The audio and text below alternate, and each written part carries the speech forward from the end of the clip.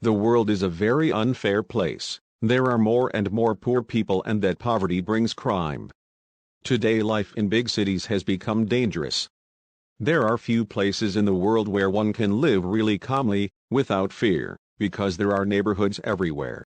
Still, pockets of violence persist in not only Latin America but all parts of the world, including the United States.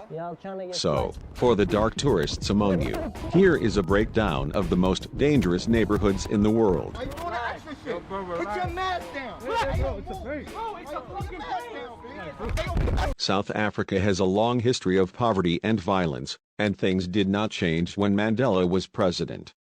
Unfortunately, it is still a poor country, and as we said at the beginning, poverty and violence go hand in hand. Cape Flats. In Cape Town, the Cape Flats neighborhood is especially dangerous, a concentration of densely populated blocks with many gangs. The gangs are very dangerous, so much so that it is the army that controls them with armed convoys. The most terrifying gangs are Fancy Boys, Dixie Boys, Hard Livings, Americans, for example, among some 130 gangs thought to exist in the area. Police corruption has caused the escalation of violence to skyrocket when a former officer sold these gangs more than 2,500 weapons. Armed, in the last 10 years, bloody events are the order of the day. Tijuana, Mexico. Nobody can say that they do not know Tijuana. The 100 Americans have been in charge of making this border city between Mexico and the United States the worst of fame. In Tijuana there are just over 2 million people, and the homicide rate is about 138 deaths per 100 inhabitants. Port Moresby, Papua Guinea. He is in New Papua Guinea, and the homicide rate is 54 per 100,000 inhabitants. It must be said that there have been civil unrest and political tensions in the country for a long time. It is not advisable to go out at night, and if you are going on a trip anyway, it is best to hire security. San Pedro Sula, Honduras. The population is around 800,000 people, and the homicide rate is 41.9 deaths per 100,000 inhabitants.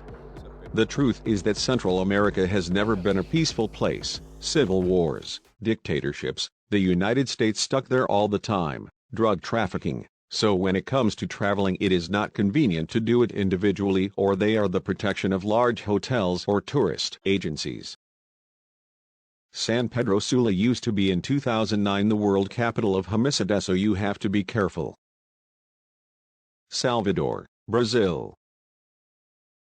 Brazil is a giant of South America, but at the same time it is a country with a lot of poverty. Its big cities have very dangerous neighborhoods that tourism does not have to visit. We all hear about the favelas in Rio de Janeiro, but we find the same in other cities. Salvador, it has a homicide rate of 46 per 100 inhabitants. It may be a beautiful city, but it is without a doubt one of the most dangerous cities in the world. Other Brazilian cities to be careful with are Natal, Fortaleza, Belém, Vitória da Conquista, Maceió, Aracaju. Cali, Colombia. Colombia is another country that one might think of as having dangerous cities and neighborhoods. And so it is. Cali is a well-known Colombian city with more than 2.5 million inhabitants. It was home to the Cali cartel until the mid-90s. And although there is not much talk today, the truth is that organized crime is still very present. Fishcorn, Detroit. Have you seen Bowling for Columbine? Michael Moore's documentary on school shootings? Well, he talks about what's going on in Michigan, Detroit. Detroit may have been synonymous with prosperity and car manufacturing, but that's history. In 2013 he declared his bankruptcy and already accumulates 7 decades of violence and poverty. The most dangerous area of the city is Fishcorn, where there are robberies and murders all the time.